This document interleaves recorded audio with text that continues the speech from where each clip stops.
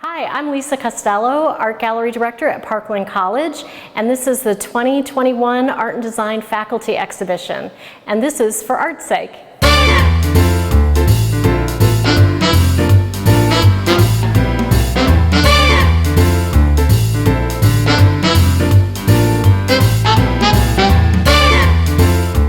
It's my honor to welcome everyone to the 2021 Art and Design Faculty Exhibition.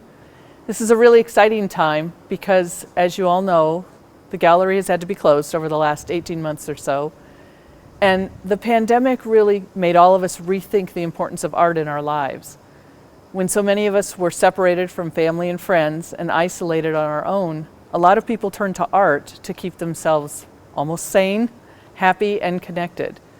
I have to really thank Lisa for managing the gallery in a virtual mode. So many people were able to connect because of virtual shows, tours, artists' talks, so many other opportunities that I actually think our family of friends in the gallery has probably grown.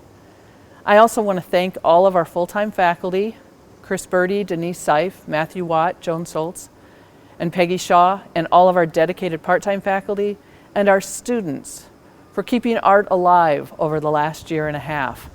The faculty worked tirelessly to keep our students connected through remote classrooms and limited opportunities in the studios. And I think it really made a difference. So we come back from the pandemic excited, happy to see everyone, and really thrilled to share with all of you what the work that the faculty have been doing. So welcome again, and thank you for sharing art with us. Hi everyone, welcome to the 2021 Parkland College Faculty Art Exhibition. I'm Chris Birdie, I'm a professor of art, and I'm here to talk about my work in the show, and I hope everybody gets a chance to come and see it. In this year's faculty exhibition, I chose to include 3 pieces that I reworked. I had actually started them several years ago, and they'd been in my studio. And I thought, wouldn't it be nice to finally resolve these and include them in this year's show. The nice thing about when you're carving in stone is that if there's volume there, you can still work on it. Whereas with if you make something in ceramics, you can kind of refire it, but you really can't do much with the volume of it. So my background's in clay, and I started working in stone in around the mid-'80s, shortly after I got out of graduate school, because it kind of made sense to my ideas. And I still consider myself an intermittent potter, and I work in clay. I'd say a lot of the work that I do is subtractive in stone, brick, and various other materials, because it makes sense for my ideas. And I like uncovering shapes and forms. But I think one of the things as an artist is people who are making art is, and I tell this to my students, is trying different things. That's why people take different studios. And then if you're really lucky, you find a medium which makes sense for your ideas. So with these 3 pieces in this room, the first one is the purse here. And what I did with this, initially after roughing it out, I made it smaller proportionally. And I like how the handle almost forms like a nice arch. And an arch is a universal form, everything from the fronts of buildings to the St. Louis arch. And then it has this interior, which is carved out and forms a dark shadow. And then there are these 2 clasps, which almost look like 2 figures, or fingers. Because of their scale. And then the bottom is perforated, has holes, which is sort of a contradiction. Because normally with the purse, you keep it safe, you keep things in there, and the fact that it has holes means like whatever in there could, drain away or flow away. So the idea came from when I was growing up. I had several sisters and my mom, and it was fashionable to have these purses that had beads and that were crocheted. So that's kind of where the idea started. And then I started carving these holes, and it just became kind of tactile and kind of mysterious looking. So this piece here, it's carved from limestone, and what I was attracted by, even when it was in rough block, were these layers. So limestone is a sedimentary rock, and some limestone is the surface, the layering or the striations in the surface. Sometimes it's really conspicuous. Here it's really obvious, and I like that in terms of what the surface did around this shoe form. I just thought this is like a really compelling shape. And then, so I had done this and some years back, and then I looked at it and I said to myself, it needs something else. It's sort of like sometimes you look at a work of art, and if it's resolved, like there's like there's like a completeness. And then sometimes it's not resolved, there's a question where you say to yourself, you've got to give me something else. So that something else, in this case was to make the hole deeper, like a cave, and it kind of made it sort of mysterious. And then occasionally with the right work, occasionally I'll put a word in. So I was trying to find the right phrase and then put it in some kind of context. So normally, like with a shoe, sometimes you'll see text from the manufacturer, like in the heel, or a label, the size.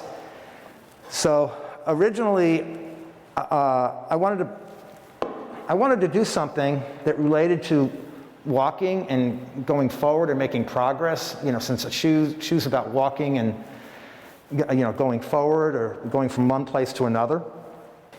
Originally, I was going to put "have faith" in this, and then I thought, oh, I really should do something that relates to the shoe.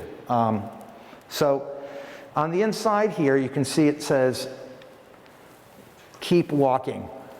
But it's not obvious. You have to really look at it. And I guess where maybe it's successful in my mind, it's a surprise. So the fact this is like a cave, caves are made out of stone. You have these layers, which for me are not just visually compelling, but they represent time. And then you have this phrase like "keep walking," which is, it could be interpreted in different ways, but for me, it means like going from one place to another, or keep forward, or keep walking. It could mean keep walking and something bad happens, but you're going forward either way. You have no choice. So a lot of the work that I do in stone is inspired by historical work that's been made by many different cultures in stone. The nice thing is that a lot of stonework has been preserved. You see there's a lot in museums, a lot of it's documented, and just something that made out of stone, it's kind of survives the millennia or centuries. So this piece was originally based upon, it was more of a reaction after seeing stone Aztec yokes. The yokes were used in the ball game by the Aztecs, and it was just a simple arch shape. Sometimes they have elaborate writing or reliefs on them, but I just thought there was a power about them. And I thought, oh, wouldn't it be nice to make that shape, but make it contemporary in my own way? So what I did was I carved an archetypal magnet in my mind. There's certain archetypal forms that you think of. If I say magnet, you think of like an arch. I think even to this day, maybe. And then to somehow make visual that force that the magnet has, and then make that force become like something else. So in this case, what I did was I carved it, so it was almost like they were like rays that you might see like in an animation, but it was also like water, like coming out of it. So you have the stylized water, and then these ripples that go around kind of the rays as they go into the base. And then subtly, there's little scratch texture, which indicates maybe the lighter portion of the magnet. Sometimes there's pigment on there, like in an old magnet. So these were a series that I did this summer. I'd like to do some more of these and make the group larger. And they're based upon a lot of spherical forms that you see in nature, but also that you see that people make. So in nature, you might see everything from seed pods like gum tree pods or dogwood pods to pollen, to microbes, and then forms that people might make like harbor mines, or my daughter used to have something called a bumble ball when she was younger that used to kind of bounce around. So basically you have spheres and then these different shapes in this pattern throughout the whole form. So a lot of these shapes kind of, even the sub-shapes, look like other things. Like for this one, this has holes in it.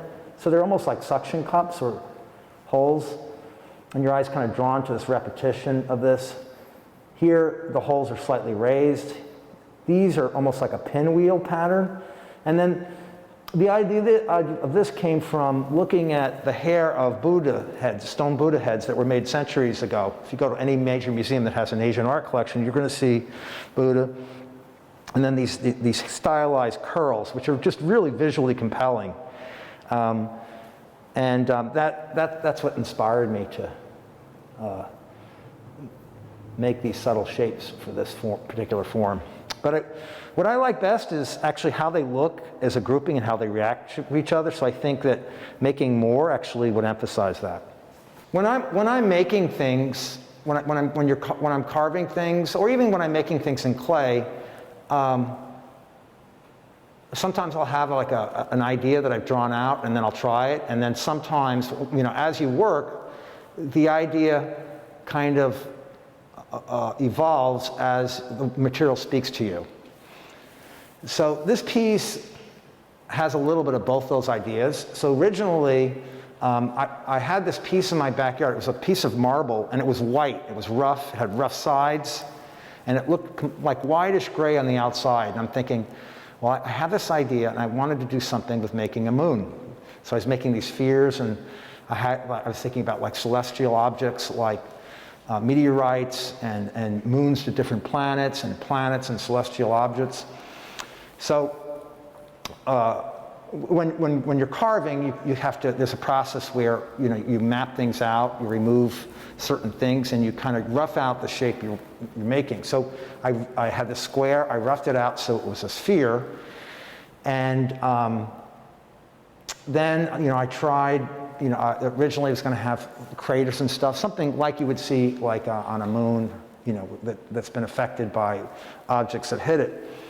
And then just so I could get a sense of like what it would look like finished, I smoothed it out. And as I was smoothing it out, I saw this pattern that looked like the atmosphere of Jupiter or a planet like that, where you have like that pattern and those layers. They could be clouds, gases, colors are different things, storms, and there it was. I knew I wanted to put like a subtle face on it, but not to the point where the face became overwhelming, or even became cute. And again, one of the things that inspired me was looking at Buddhist art of Buddha, where I never get tired of looking at the expression of Buddhas in certain museums where you're focused on this face, and the face is at perfect peace, and the eyes are so subtle with how they're rendered, with the lids and the spherical shape and the brows and the lips and the nose, and you never get tired of looking at them, and part of that had to do with the meditative quality they had. So that I really liked that idea. So I thought, wouldn't it be interesting to combine these two things, like a celestial body with like some of the features, but in my own way. So I slowly began to carve just portions of a face. So you can see just an eye with its closed, and just the nose, slightly flat, and then the suggestion of a lip. And then you have this atmosphere over it, you know, juxtaposed to it. So that I like, has maybe for like a dreamlike quality to me. And that to give it some contrast and stability, this is just a piece of old slate. It's actually chalkboard from like a kid's school that I carved and polished.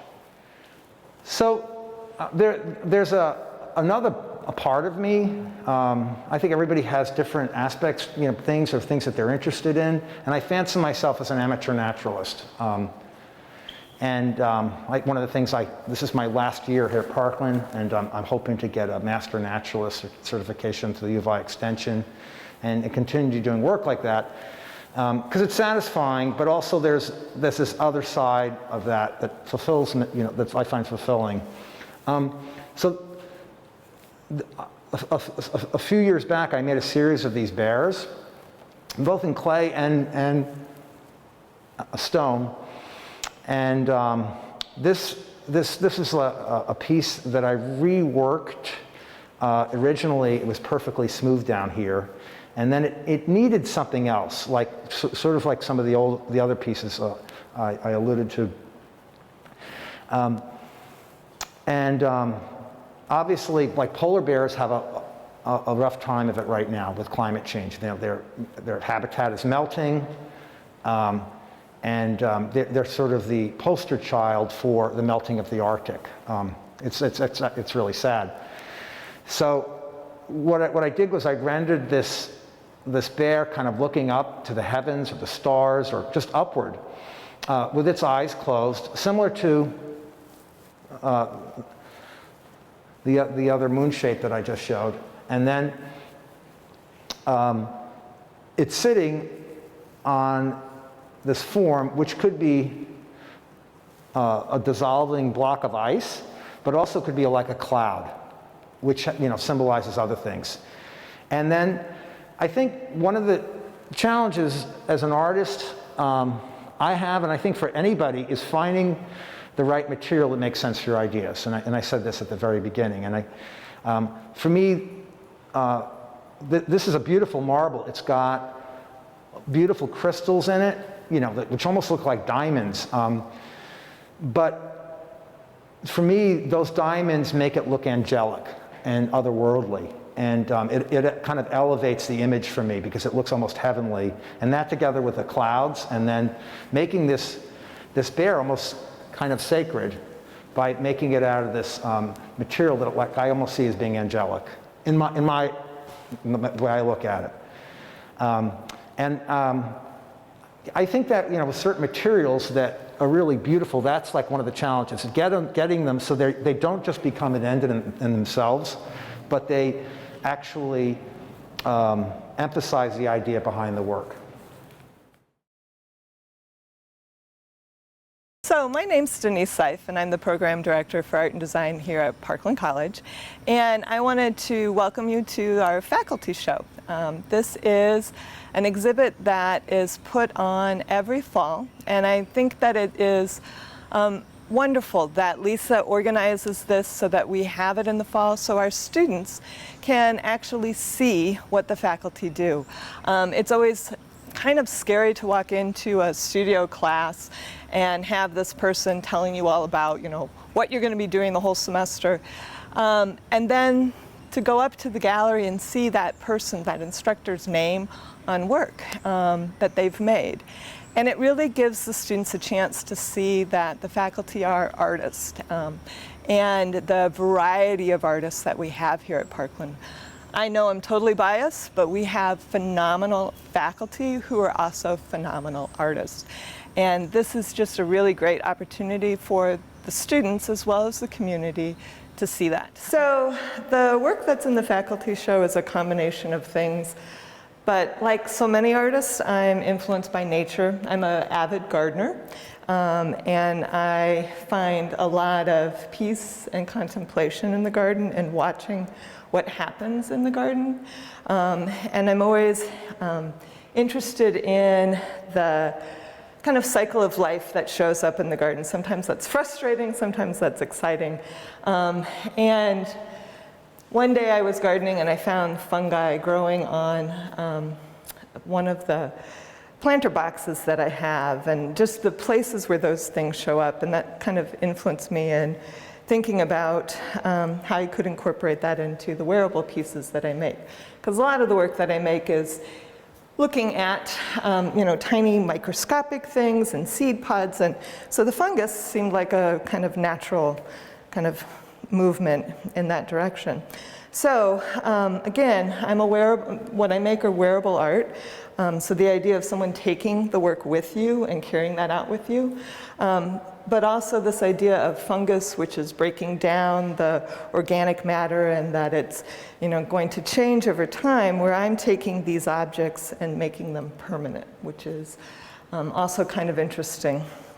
So many of the pieces, the ones that have the fungus on them, or the enamel fungus, were found pieces of wood. And some of them have natural lichen on them, some of them I created. And enameling is always intriguing to me because it is one of the few places that as a metalsmith we get to play with color, but also this idea of heat and fire and taking this glass powder and fusing it onto the surface of the metal, and the kinds of things that can happen in that process. Also, because of that, you can't solder things together. So there's always this challenge as far as how you're going to put your work together.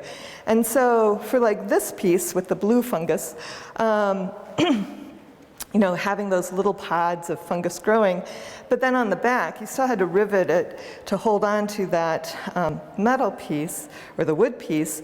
But then in the back, there's also, the function of it being a wearable with the brooch aspect of that. And so as a wearable artist, having the back being as interesting and relating to the front is important to me too. It's almost, I talk to my students about how it is this kind of intimacy that we have with jewelry as makers, but also people that wear it.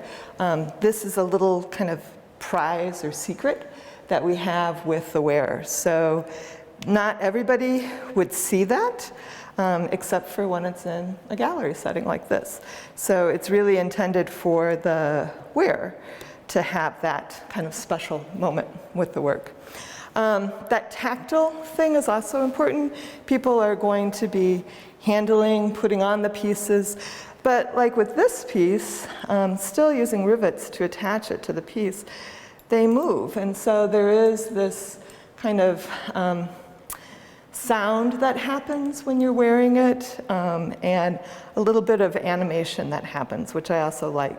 And just kind of the colors that are very playful with that piece too is one of the things that stands out with that one. And that's kind of a transition piece from the earlier work that I was doing, which was dealing with the growth of bacteria in these little round circular forms, to then thinking about things in a more three-dimensional way and moving out from a flat surface and moving out into a space and form, kind of engaging the space around the piece that you're wearing. So those two kind of relate in that way, and also a little bit more playful with color, where the pieces on the other side here, much more subtle, much more subdued, really looking at the beautiful things that happen with wood patterns and the grain. And again, you find that in nature, and it's kind of almost ridiculous that I'm replicating it in metal and enamel, but just the process of that was really fun for me. And what you see here is actually just fine copper wire that has then the enamel holding it all in place. And so, I mean, you can see I'm a real tactile person, so you can see how I'm like stroking my piece as I'm talking to you about it. And that's one of the things that I want people to have, is that kind of connection with the work and to feel comfortable with that kind of tactile quality that happens. So that's kind of a part of that as well. And I want it to feel organic and natural, even if it is a contrived piece. The last piece is the shelf fungus. And that one again too was fun to do as far as the challenge of how I was going to make it actually work and still have that organic feel. And again, this is one of the things that's really great with the enamel is how it kind of inserts itself in the firing process. So the pink of the copper coming through, and in other cases where it's more blue, and how those kind of forms kind of had almost an organic feel to them, even though, again, they are contrived with that. And I really liked having the natural kind of lichen that's there, with me then adding these, you know, pieces of copper with the enamel on it to create that shelf fungus that's there. As a kid, I always remember going out in the woods and like carving your initials onto the fungus and that kind of whole aspect of it. So that's kind of where these pieces are coming from. And again, being mindful of, you know, the world around us and how that life cycle actually happens and how things evolve, and that life is about change, and embracing that to a certain extent as well. And so, you know, for me, wearable work is a way of carrying those things, those ideas, or in some cases, those people with you. So that's kind of what that's about, is taking it out there, not just as ornamentation and decoration, but also kind of a mindfulness that's a part of that. I don't think most people think about jewelry that way. They think of embellishing themselves, but I think it's also something that can be a way of kind of, well, you know, like political badges or buttons and things like that. There's a message that's being projected with that. And I think that's kind of what these pieces are about too. Really putting in front of you the idea of nature and change and evolution and, you know, how things evolve in an organic way, and to embrace that, but also to acknowledge that that's, you know, a part of life. Hi everybody, my name's Joan Stahls and I teach two-dimensional classes here, painting, drawing, figure drawing of course, and color. So I wanted to welcome everybody to the show this year. It's so nice to be back in person, even though this isn't exactly, but I was really excited to see everybody's work and what we've been doing over the pandemic. So I have two bodies of work that I want to show, that I want to talk about today, and I'll see you later. So this is a body of work that I started during my sabbatical, which was about a little bit over a year ago. And the way I got started with this was actually with that one. So it was Sheldon Adelson, and I was really intrigued by his skin. All right, he's one of the things I really loved about him and his face is how he was getting old. He had really thin skin. It just had so many different colors. But I didn't want to do a conventional portrait, so I just wanted to zero in on the skin. And that got me into doing the next one and the next one and the next one. So I ended up doing this entire cast of characters who, frankly, I find loathsome, but I really enjoyed the process of painting skin, so that was really kind of fun. And then I'd pick out the next person, or I should say my next victim, and I tried to find photographs that put them in their worst possible light and then focused in on just a part of the face. I really wanted to objectify these people. And so they're even done, if you can see, on blocks essentially. So they could be stacked, they could be put in a grid easily, and none of them really has the entire face. And one of the things I kind of contemplated doing was just even having a little contest where if you could guess every single one of them, you got to take one home. But that was kind of it for this. So they're all done oil on panel. Panel's a really interesting way to work because it's just a very fast surface. And for me, it was really challenging and fun to work on just areas of skin and just try to get the color right. One of the most difficult things for me to do was capture the exact color of teeth. And I wasn't expecting that really. So, and the hardest ones to capture of all were the caps. So anything that was kind of artificial, a little bit trickier to pull off. It's almost like painting an artificial flower and trying to make it look like it's really artificial. So getting different colors of teeth, particularly when one, like if you look at the Rudy Giuliani one, the top half are capped and the bottom half are natural aging teeth. And so capturing that was kind of tricky. Also, I just found in a way that the color of mouths had such a slight variation, and it was really tricky just kind of capturing that. It was really a lot of fun. I wanted a lot of also, like one of the things that you tend not to get in a conventional portrait where you're not working, and I had to work from photographs obviously, is that you don't really get those kind of quick changes of facial expression and that much of a lighting difference. And so getting a smile to look real, a little bit tricky as well. So I really enjoyed this. There were a couple of people I did twice. I just couldn't resist. I just love their faces so much. And this kind of goes back to an old expression, the belle laide, that the French talk about, like the beautiful ugly. And it's like, for me, the skin on that is just, I just thought it was so beautiful. And yet, you know, if we think about someone like that walking down the street, not exactly our idea of somebody who's gorgeous, if you know what I mean. So what a painter, I think, finds, or an artist finds beautiful, is going to be probably a different thing from what a lot of people think. But to me, and the other thing I wanted to talk about is that these are kind of built for obsolescence. In other words, in a couple of years, I hope that we won't know who these people are anymore, and that they'll kind of fade from memory. So they're all out of office, not all, but a lot of them are out of office. A few of them have died, and but for me, they also work as a group. So just one individual doesn't matter. It's kind of like it's the whole cast of characters that needs to work that needs to be together. I didn't want to say work together. I don't want them to work together anymore. So that's kind of it. So this set of this series of works I also did during my sabbatical and a little bit beyond, but they worked almost as an antidote to the small portraits that I was doing, where I felt like I was a monk. You know, with those you're sitting down, painting everything in a very pristine way, and I wanted something that came from my shoulder.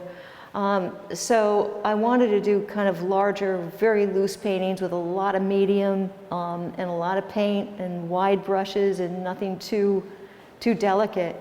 And so this whole series actually started because I love going through car washes, and these are all essentially paintings that came from photos that I took when I was going through the car wash. So they almost felt like storms at times. They all had kind of a landscapey kind of sensibility to them.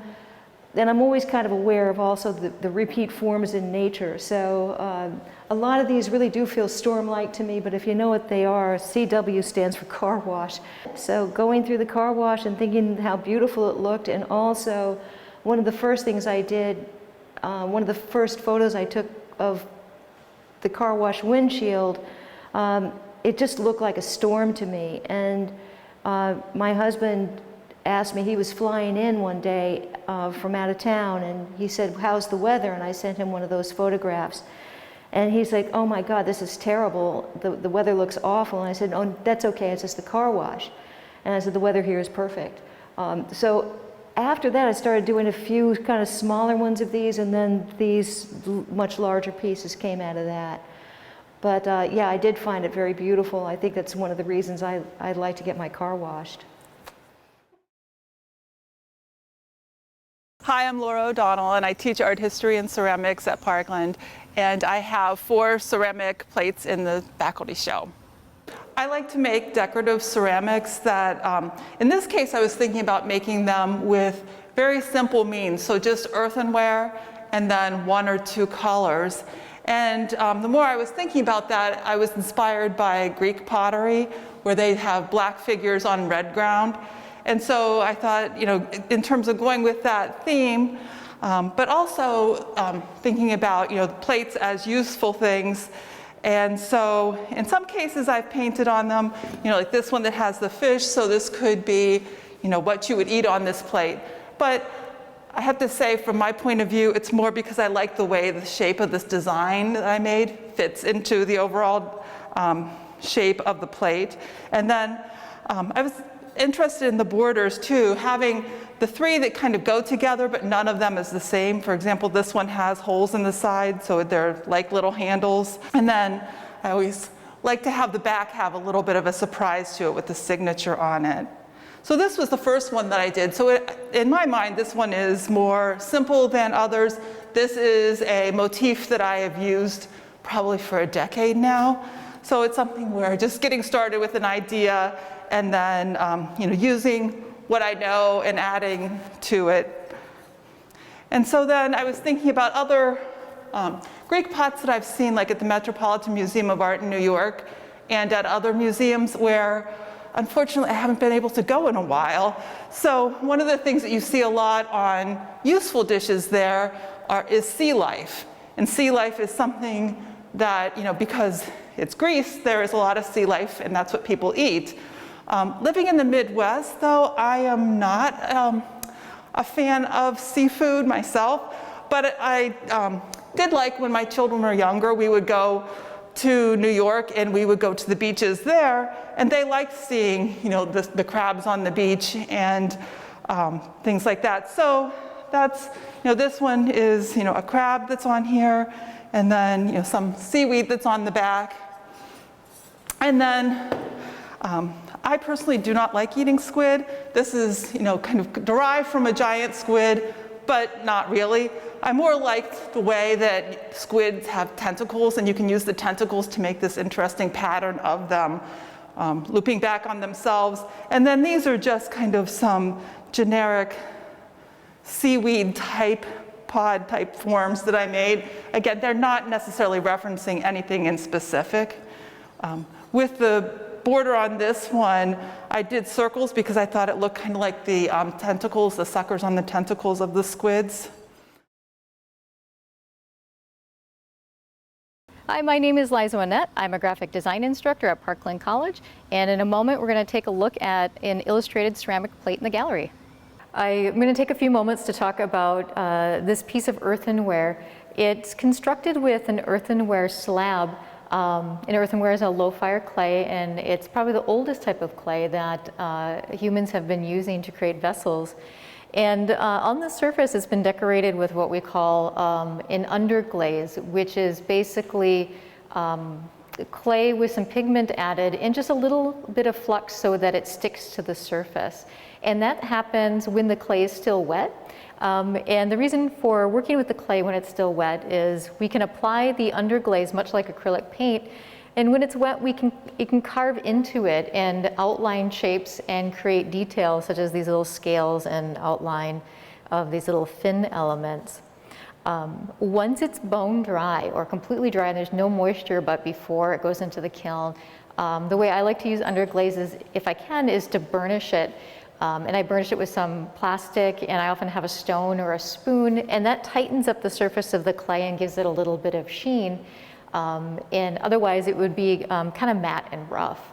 Once it's fired, I do apply an acrylic medium over top because it's not going to be used for food. It's a decorative plate, which there's a long history of decorative plates in the US and abroad. And then it looks really nice displayed on the wall, so I'm happy to see it here. I enjoy the challenge of working in a circular design. Oftentimes when working with painting or drawing, it's in a square format. But you have to think differently when working in the round of how the elements play within that space and to even emphasize the circularity of the composition. And I love that challenge. I love to figure out how I can make abstract shapes and then put them together so that it is kind of narrative, that it's identifiable as a creature, and then how those forms emphasize this composition. And everything from the little marks of the water going around to the spiral nature of this little sea serpent all kind of support the idea that this is a round composition. Yeah, and I think that I just enjoy, from a subject matter standpoint, I really do enjoy working with natural elements like creatures and plants mushrooms, and how I can abstract them to give them personality and character. So ceramics is, I went to college for ceramics, so that's what I have my master's degree in, but later in my career I began working in graphic design and illustration, and that experience has definitely influenced how I approach the ceramic surface. And during the day, I could be doing anything from working with a client to doing some book illustrations to creating logo and branding for a company or teaching graphic design here at Parkland College. Hello, I'm Melinda McIntosh, and I teach here at Parkland College, and I teach in the art department, and I teach Drawing 1 this semester. Well, I've always considered myself a jack of all trades when it comes to art. Not only do I paint, I have an MFA in printmaking, and my heart's still very much in printmaking, but for like the last 6 years I've been focused more on plein air. And plein air painting is a term that's taken from the era of the French Impressionists, plein air meaning fresh air. So all of these paintings that I've created on this wall have been done out in the landscape, out in the environment. And when you are plein air painting, it is a race against time. Many of these are rather small because I have the limited time. Because you think about it as you're standing outside, you know, your conditions could be changing if you got storms brewing in. And you know, the sun is constantly moving, and so your colors are changing, your shadows are changing. So many times when you do a plein air painting, you really only have like 2 to 3 hours in which to work, and then the light has changed so much that it's either finish it up in the studio, come back to a second day, or with experience you learn just to paint a lot faster. So many of these paintings have been done with a 3-hour time period.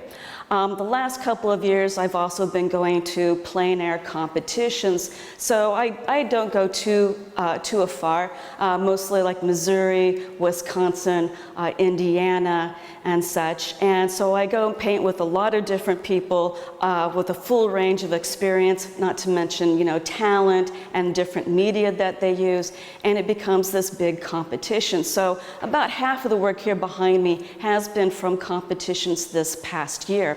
When I talk about competitions, many of them have what is called a quick paint. This painting here in particular was from New Harmony, Indiana, and you have a really, depending upon the competition, you have a fairly short period of time. I was rather pleased with this particular piece because my time period was all of 1 hour and 15 minutes in which to start the painting.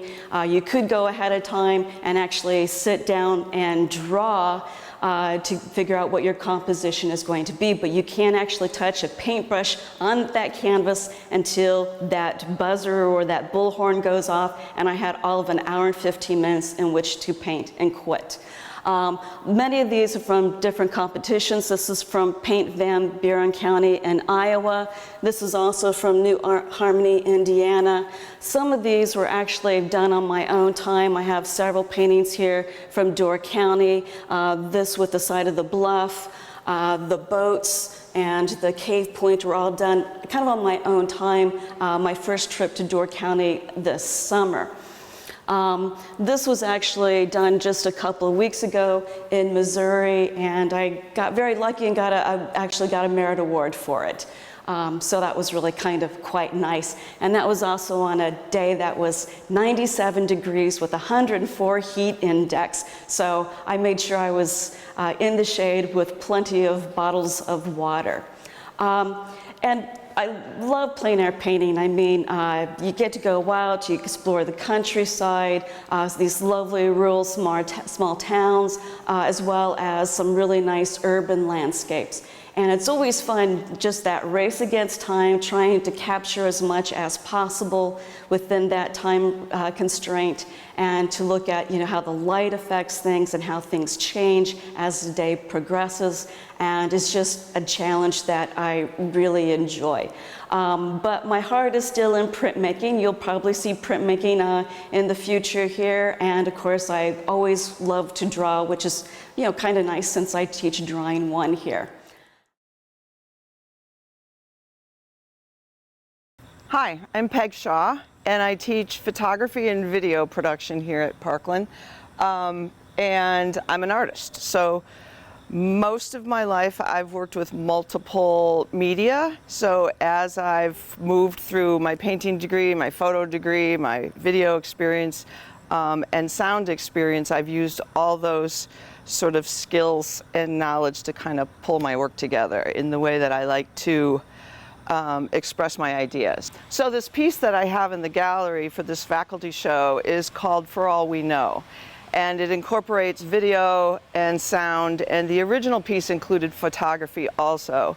But basically what it is a layering of images and sound to sort of convey my ideas. And I kind of picture, you know, my life experience sort of like a membrane where things pass through back and forth from personal to political to spiritual to cultural, and so working in this multimedia way is a way that I can kind of express those ideas. So this piece in particular has to do with being part of a family of 5 siblings, and that's represented by the fires, where the intensity of the fires come and go, and that has to do with being one out of a tribe of 5.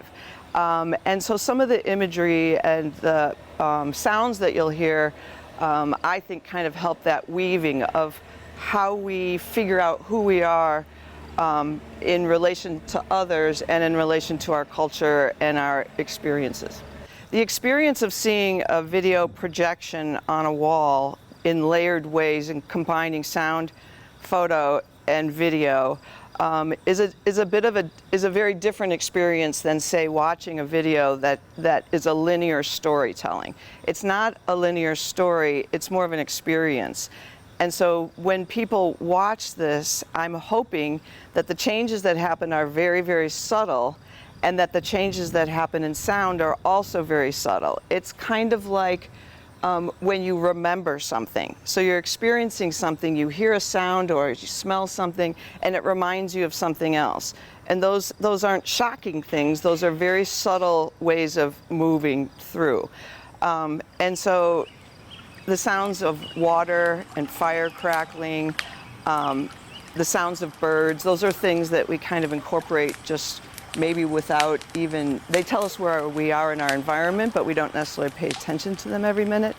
But if all of a sudden you hear a woman singing a camp song, that might take you someplace, or that might catch your attention in a different kind of way, along with the woman singing from Standing Rock. And so I guess that's how I picture it. That's more of an experience to watch this light and hear the sound around you as though you're in a new environment.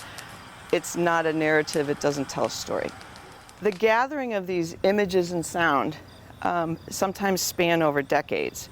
So the image of the woman floating is a photograph I took back when I was in graduate school of a woman floating in a lake at an artist retreat. And her stillness and her laying on the surface just moved me so much. And I've reused that image multiple times in the last couple decades. Combining something that I experienced at Standing Rock in the fall with this woman singing in a language I didn't understand, and then hearing my mother sing a camp song that she sang back in the 1930s, it kind of brings today and the present with the past, and it kind of combines it in a way that I think goes along with my ideas. Hi, I'm Matthew Watt, and I'm a professor here. I teach painting, drawing, and design too. I've got a couple of paintings in the faculty exhibition. They're oil paintings this year, which is somewhat new for me. Although I have an MFA in painting, it's been quite a while since I've worked with oil paint. I've been drawing for the last decade or so. So I took up oil painting again with kind of a renewed vigor, and I really enjoyed this lush and fluid medium. I've long been dealing with abstraction, but recently I've been thinking about it a little bit differently than I had before. Rather than just look and paint from observation, which I'm very used to doing, I decided to paint from memory, and what inspired me to do this was some reading I did about some research in neuroscience, actually. And I won't go into details because, first off, I don't pretend to understand all the details, but I understood enough to where it inspired me to think about memory and how memory influences what we see and how we observe. Anatomically, these two parts of the brain are very close, and so something's working there to the point where our memories influence how we perceive, how we see the world. So when I'm painting, I try to remember something, an image, a part of an event. And although I'm not painting subject matter, I'm letting that memory kind of guide me, lead me in the kinds of forms that I construct on the canvas, the colors that I choose, the quality of light.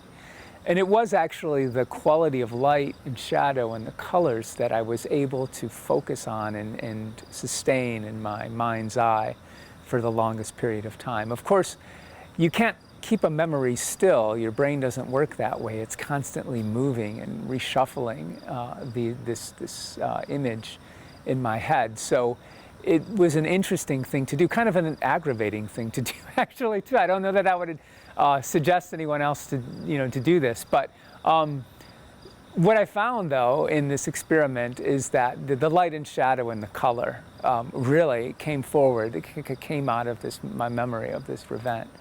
And what I was remembering, actually, is my grandmother's bedroom from a very early childhood memory. And so the color comes from that, and the quality of light and shadow comes from that. The form itself is kind of like always moving, never stable, never steady.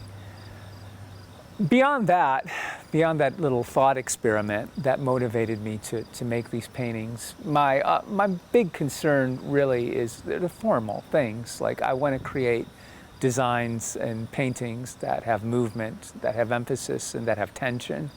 And to do that visually and to do that with abstraction is always kind of my big interest. So I've always, for quite some time now, been concerned with form over other things, more so than narratives or subject matter even. So while this thing about memory is really just a thought experiment for me to keep me engaged in the painting, it's not necessary that people that view my paintings understand that bit in order to appreciate them. Well, 12 years ago, I stopped painting out of complete frustration, really, with the medium and my impatience with the medium, letting it dry in between sessions. And drawing is so much more immediate. Drawing media is so much more immediate, perhaps, and spontaneous. And for that reason, I abandoned oil paint and drew mostly with dry media, and then added watercolor to the process later. Because I wanted color. And that was really, I suppose, it's a matter of my temperament. It's a matter of my process, not having the patience to wait, wanting to get this drawing done in the moment, and not wanting to put it off. It's hard to sustain that creative energy over sessions, right? So if you begin a painting and then you can't get back to it for another week, you might come to it and feel at a loss, like you lost your place in it. And so for me, the drawing media, I could get work done, and from start to finish. And that may be a practical concern. I guess it is, and that's why I didn't paint for so long. Strangely enough, it's, I guess, the pandemic that allowed me enough space and time working from home. Suddenly, I had the space and time to paint again, so I just felt the need to do it. I went and I bought the paint again, I bought the materials again, I set up my studio for painting, and I found that I enjoyed it immensely, like I did when I studied it in grad school and for 10 years after that. So I suppose there's always a silver lining, and for me the silver lining from the pandemic was having the time and space to paint in oil again. I've seen myself as an artist. I've painted and drawn since the get-go, but I discovered art history in college and never looked back. And what was interesting is when I went to grad school, I was the only, and I got a master's in painting and a master's in art history. I was the only art history student that painted, and I was one of the only painters that actually was obsessed with art history. So it was always very interesting to me that that was rare, because it just seemed to fit perfectly for me. So then I just want to show you a few figures. This actually is a commission. So I had done some figurative work, and then someone said they wanted one, a reclining nude. So this is also one of those that I found the model for it from one of those postcards, and basically got rid of everything else in the image to kind of make it very stark with just a lot of negative space. A lot of times with these, what I like about it too is I really limit the palette. They're all oil on canvas. I love oil. I really can't I can handle a little bit of acrylic every now and then, but I think once you get used to oil and the workability and just the translucency you can get, and I just can't go back. So I do love oil, and I even love, the smell of it. I just love everything about oil paint.